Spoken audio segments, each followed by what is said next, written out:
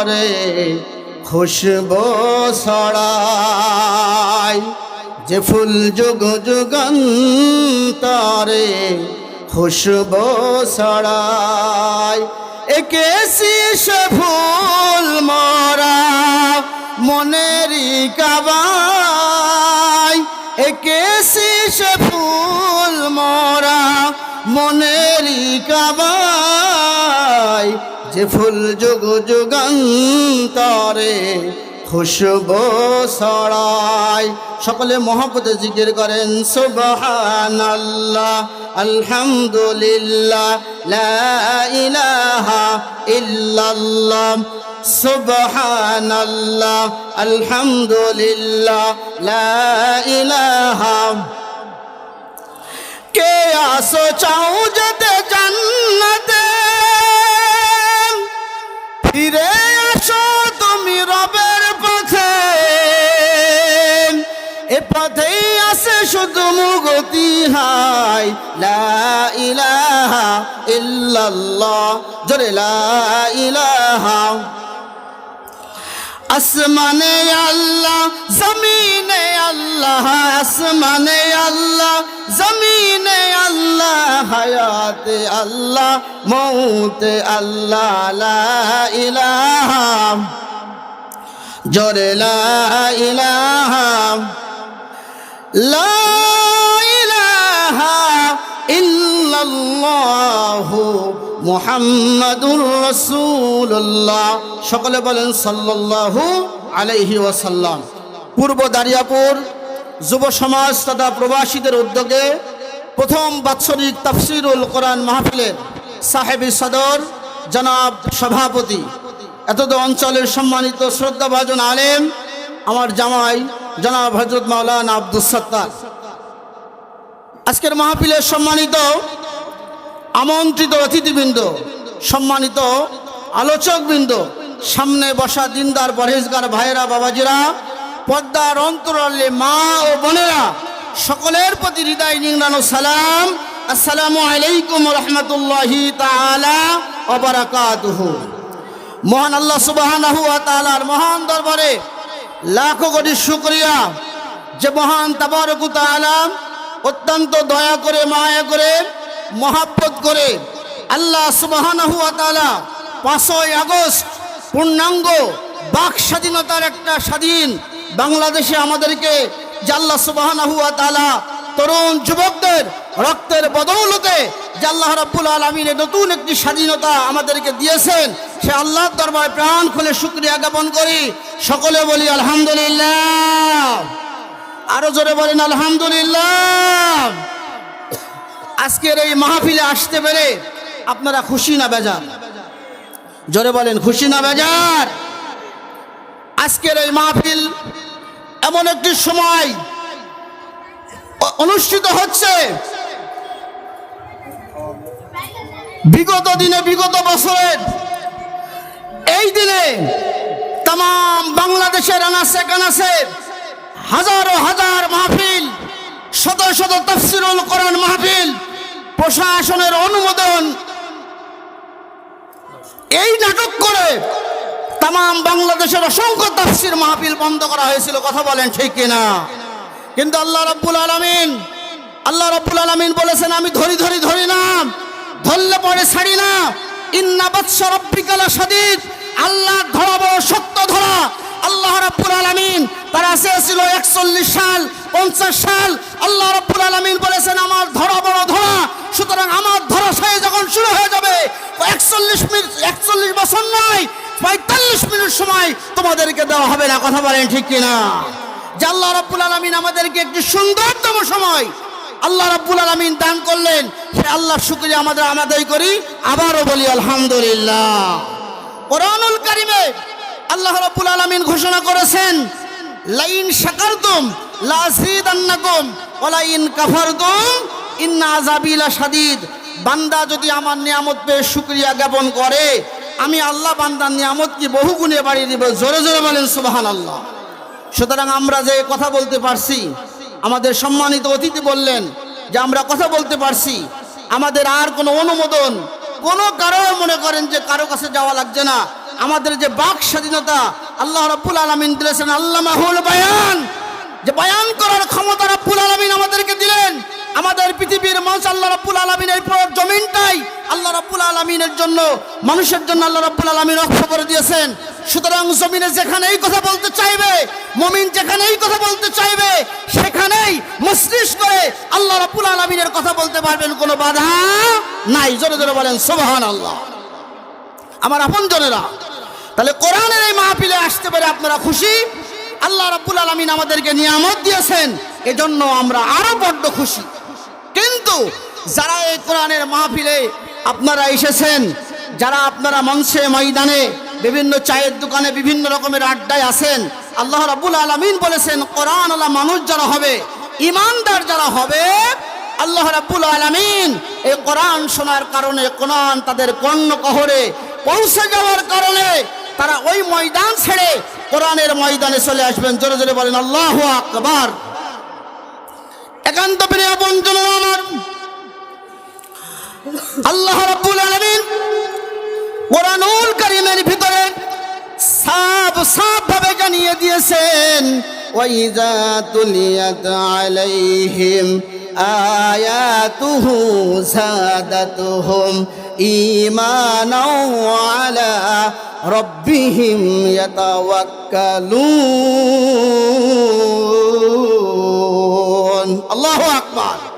আল্লাহ রাব্বুল আলামিন বলেছেন, মুমিনের সামনে যখন কোরআন তেলাওয়াত করা হবে, মুমিন বান্দার বান্দির সামনে যখন কোরআনের আওয়াজগুলো তুলে ধরা হবে, আল্লাহ রাব্বুল আলামিন বলেছেন বান্দা যদি মুমিন হয়, বান্দি যদি মুমিন হয়, আল্লাহ রাব্বুল আলামিন তার ইমানের জজমা, ইমানের স্পৃহা বহু গুণে বাড়িয়ে দেবেন। জোরে জোরে বলেন আল্লাহু আকবার। সুতরাং আপনি যদি মুমিন বলে নিজেকে দাবি করেন, আপনি যদি ইমানদার বলে নিজেকে দাবি করেন, আপনি যদি সচ্চা মুমিন বলে নিজেকে প্রতিষ্ঠিত করতে চান, কোরআনের কথা যে যেভাবেই বলুক না কেন, কোরআনের কথা যার মুখ থেকে যেভাবেই আসুক না কেন, কোরআন শ্রবণ করা আল্লাহ রাব্বুল আলামিনের পক্ষ থেকে রহমত এবং বারাকাত। জোরে জোরে বলেন সুবহানাল্লাহ। সুতরাং কোরআনুল কারীমের যে তাফসীর মাহফিল আজকে আয়োজন করেছেন, সূরাতুত তাওবার 111 নম্বর আয়াত আমি আপনাদের সামনে তেলাওয়াত করেছি। আল্লাহ রাব্বুল আলামিন আয়াতের দিকে যাই।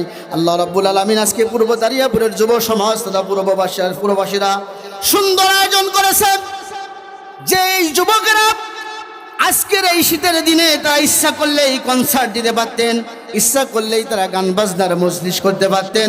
আল্লাহ রাব্বুল আলামিন যুবকদের ইমানের সমন যেহেতু সুন্দরভাবে দান করেছেন, সুন্দর একটা পরিকল্পনা মাফিক মুরব্বীদের তত্ত্বাবধানে সুন্দর একটি মাহফিল করার জন্য আল্লাহ যেন যুবক ভাইদেরকে জান্নাতের উচ্চ মাকাম দান করে দেন, বলেন আমিন। কোরআনুল কারীম আল্লাহ রাব্বুল আলামিন বলেছেন,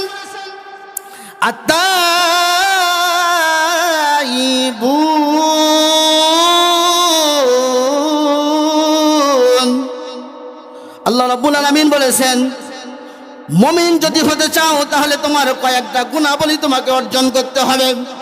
শুধু দাড়ি রাখলে মুমিন নাই, শুধু টুপি পরলে মুমিন নয়, ইসলামী আন্দোলন শুধু করলে মুমিন নয়। কোরআনুল কারীমে রব্বুল আলামিন বলেছেন, আল-ইয়াওমা আকমালতু লাকুম দীনাকুম ওয়া আতমামতু আলাইকুম নি'মাতি ওয়া রাদিতু লাকুমুল ইসলাম দীনা। আল্লাহ রাব্বুল আলামিন বলেছেন, আমি তোমাদের জন্য ইসলামটাকে পরিপূর্ণ করে দিলাম। ইসলামটাকে রব্বুল আলামিন পরিপূর্ণ করে দিয়েছেন। অন্য আয়াতে আল্লাহ রাব্বুল আলামিন বলেছেন, ইন্নাদ দীনা ইনদাল্লাহিল ইসলাম। রব্বুল আলামিনের কথা বলার মধ্য দিয়ে ও বাংলাদেশের মানুষেরা, ও পূর্ব দারিয়াপুরের ভাইরা, বাবাজিরা, পন্থার অন্তরের মা ও বোনেরা, আমার একান্ত আপনজনেরা, আমার আল্লাহ রাব্বুল আলামিন এই আয়াত বলার মধ্য দিয়ে আল্লাহ রাব্বুল আলামিন জানিয়ে দিয়েছেন, এই পৃথিবীতে যত ধর্ম, যত তন্ত্র, যত মন্ত্র, যত মতবাদ, যত কিছু আসুক না কেন, সব মতবাদগুলো ভ্রান্ত মতবাদ। ইসলাম হচ্ছে আল্লাহ রাব্বুল আলামিনের মনোনীত জীবন বিধান। জোরে জোরে বলেন আল্লাহু আকবার। আমার প্রিয় বন্ধুরা, আমার এজন্য আপনাদেরকে শুনতে হবে, আপনজনের আমার আপনাদেরকে মাথায় রাখতে হবে, ইসলাম ছাড়া যত তন্ত্র আর যত মন্ত্র, যত আসমান থেকে নয়, ওই আমেরিকা থেকে হোক, থাইল্যান্ড থেকে হোক, ইন্ডিয়া থেকে হোক, আর ফ্রান্স থেকে হোক, যে যেখান থেকেই যত বড় সুন্দর মতদর্শ নিয়ে আসুক, সব মতবাদগুলো বস্তা পচা মতবাদ। শুধুমাত্র কেবলমাত্র একমাত্র রব্বুল আলামিন প্রদত্ত ইসলাম হচ্ছে আল্লাহর মনোনীত ধর্ম, আল্লাহর মনোনীত জীবন ব্যবস্থা। জোরে জোরে বলেন আল্লাহু আকবার। প্রিয় আপনজনেরা আমার, আল্লাহ রাব্বুল আলামিন বলেছেন, আর তাইবুন, তওবা করো, ফিরে আসো। ফিরে তওবা করা মানে ফিরে আসাম। তাইবুন শব্দের অর্থ আছে বারবার ফিরে আসাম। আল্লাহ রাব্বুল আলামিন আমার বান্দা, আমার বান্দিরা, ও বান্দা, পাহাড় পরিমাণ গুনাহ করেছো, বিগত দিনে কত অপরাধ করেছো, অপরাধ সম্বন্ধে তোমার জ্ঞান ছিল না, অপরাধগুলো তুমি নিজেকে নিজে বুঝতে পারো নাই। কোরআন জানা না জানার কারণে, হাদিস না জানার কারণে, আল্লাহর বিধিবিধান না জানার কারণে, সত্য উন্মোচিত না হওয়ার কারণে তুমি ভ্রান্ত মতবাদে ছিলে। ও বান্দা, এখন তুমি বুঝলে এটা সঠিক ধর্ম। বান্দা, তুমি বুঝেছো এটা সঠিক ইসলাম। এ বান্দা, তুমি বুঝেছো সঠিক এটা দল, সঠিক এটা কম, সঠিক এটা গোত্র। ও বান্দা, তুমি যদি তওবা করে ফিরে আসো, আমি আল্লাহ রাব্বুল আলামিন তোমার পিছনের সব গুনাহগুলো মাফ করে দেব। জোরে জোরে বলেন আল্লাহু আকবার। একান্ত প্রিয় আপনজনেরা আমার, বিশ্বনবী মুহাম্মদুর রাসূলুল্লাহ সাল্লাল্লাহু আলাইহি ওয়াসাল্লামের কাছে সাহাবাদের জামানায় বিশ্বনবী সাল্লাল্লাহু আলাইহি সাল্লাম মসজিদ নববীতে বসে আছেন। হযরত আলী, অন্যান্য সাহাবাগণ বসে আছেন, হযরত ওমর বসে আছেন। একজন নারী এসে বললেন, ইয়া আমিরুল মুমিনিন, হে ওমর, আজকে তোমার কাছে একটা কথা জিজ্ঞাসা করতে চাই। তোমার কাছে একটা কথা জিজ্ঞাসা করতে চাই। আমি তো জিনা করতে করতে, ব্যভিচার করতে করতে অনেকগুলো অপরাধ করেছি। আমার জিনা, আমার ব্যভিচার এত বেশি হয়েছে, জিনা করার কারণে, ব্যভিচার করার কারণে আল্লাহ রাব্বুল আলামিন ওই ব্যভিচারের সন্তান আমার গর্ভে।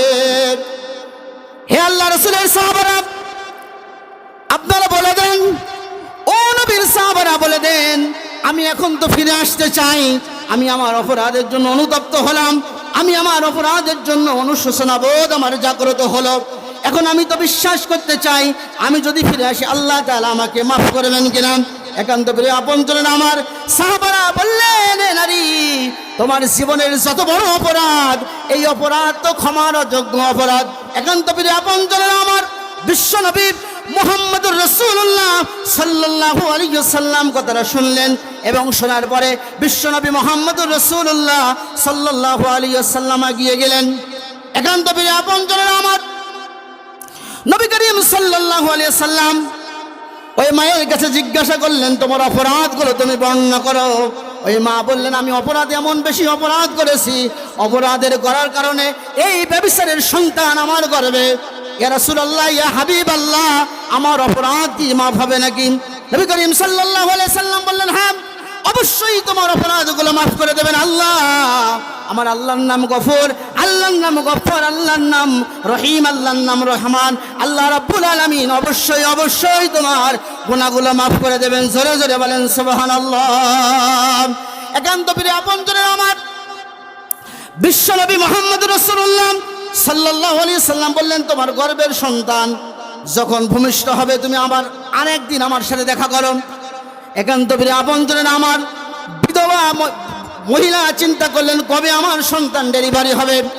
আমি তো ভুল করেছি, অপরাধ করেছি, আমি তো তওবা করে ফিরে আসতে চাই ইসলামের পথে, আল্লাহর পথে আমি চলে আসতে চাই। সন্তান ভূমিষ্ঠ হওয়ার সাথে